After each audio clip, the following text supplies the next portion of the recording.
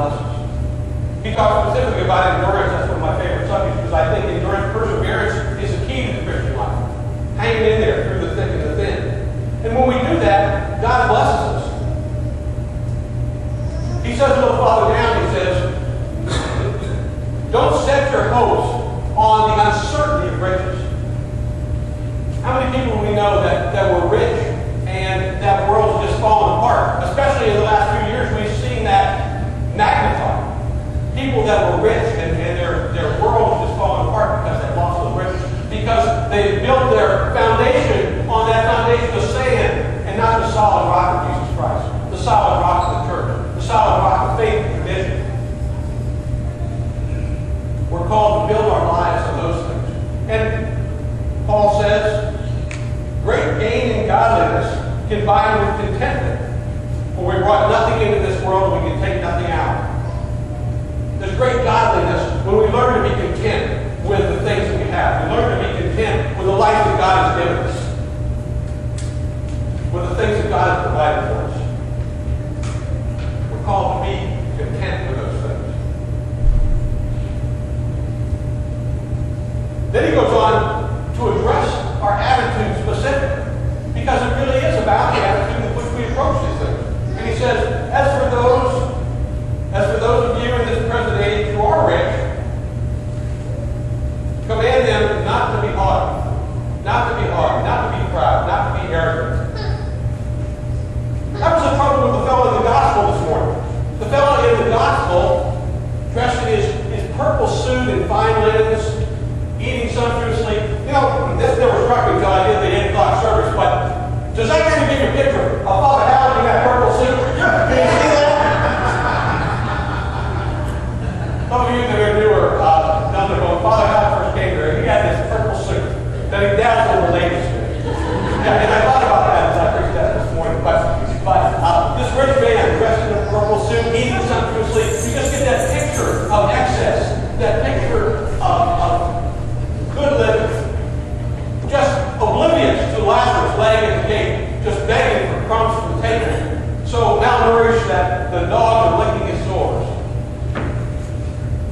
But you see, he still doesn't get it. Even when they go to heaven and Lazarus is with Abraham and he's in the place of torment, he still doesn't get it because he still sees Lazarus as an inferior. He says, Abraham, send Lazarus to dip his finger and give me a drink of water. Send Lazarus to tell my brothers.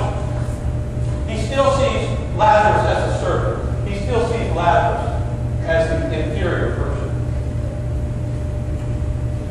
So we're called to look at other people and the situation that they're in.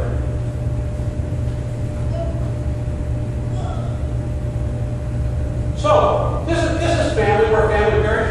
Most of us know each other here. So who's rich here? Who is rich? Gotta be honest, stick your hands. Yeah. Adam Scarborough, yes. Some of us are rich. Yes, some of us are.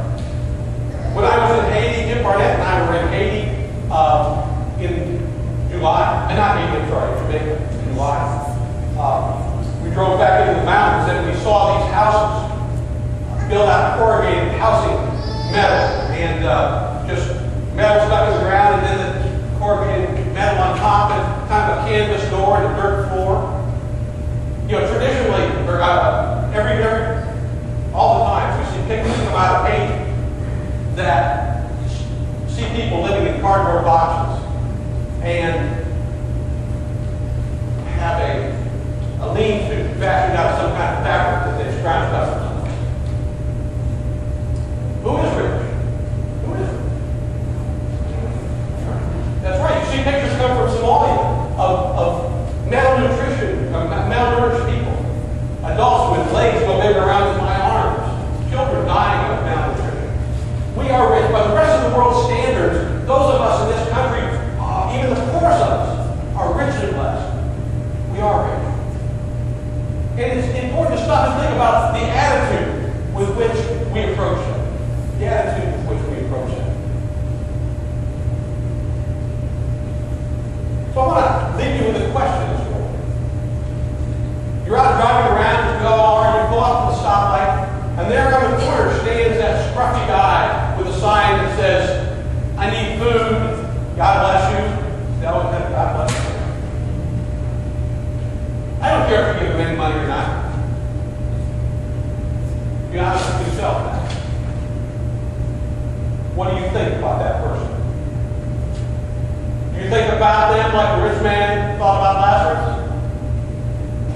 Or do you think about them with love and compassion?